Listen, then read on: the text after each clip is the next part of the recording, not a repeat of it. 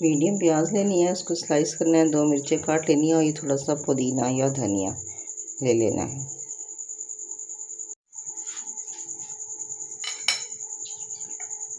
प्याज इसमें डाल के धनिया मिर्च मतलब पुदीना मिर्ची मैंने काट दी है। प्याज को हमने लाइट ब्राउन करना है। ये 3 आलू हैं मीडियम, और ये लहसुन ना, ये 3 आलू मीडियम है। लहसुन मैंने ये वाला लेके इसके साथ ही आलूओं के साथ ही उबाल लिया था। अच्छा, आलू को छील के धो के काट के उबालते हैं तो ज़्यादा अच्छा, जो चीज़ बनानी है वो ज़्यादा अच्छी बनती है।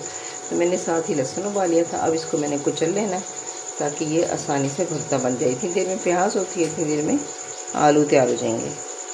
इसमें ये ना लहसुन डाला है, जो उबला हुआ था मैंने डाल दिया। थोड़ा सा जीरा डाल दिए,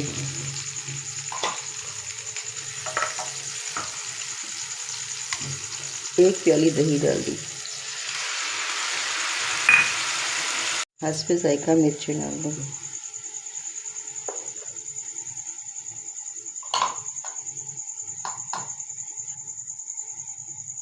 थोड़ी सी अजवाइन डाल दी। अब इसको सबको नमक डाल के इसको भूनना। नमक भी अपने जायके के हिसाब से डालना, जितना आपका टेस्ट है उस हिसाब से नमक डालना। ये भून गया मसाला, ज़्यादा नहीं भूना, थोड़ा भून के अब इसमें डाल देने आलू। आलू डाल के साथ ही मिर्चें और पुदीना ये डालना है। अब इन सबको दोबारा भून लेना है।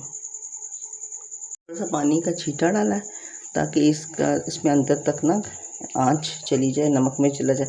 और ये थोड़ी सी दही और है, ये थोड़ी सी 2 चम्मच दही और डालनी और फिर इसको हल्की आँच पे 2 मिनट रखना है। अच्छा, ये जो है ना अदरक बहुत बारीक कटी हुई है, बहुत बारीक, तो ये हमने इसमें डालनी है और ये तैयार है भुर्ता। और फिर ढक्कन लगा देना है, ये इसमें डालना है। ये अदरक इसमें डाल दिया, डाल के बस अब इसको ढक्कन लगा देना, तो बस सर्व कर देना 5 मिनट बाद। आलू का भुर्ता तैयार है। इसकी डेकोरेशन की इतनी ज़रूरत नहीं होती क्योंकि इसके अंदर जो मैंने पुदीना और मिर्ची डाल दी और अदरक, उसकी खुशबू इसमें बस गई है और इसका जायका भी। तो अब ये तैयार है।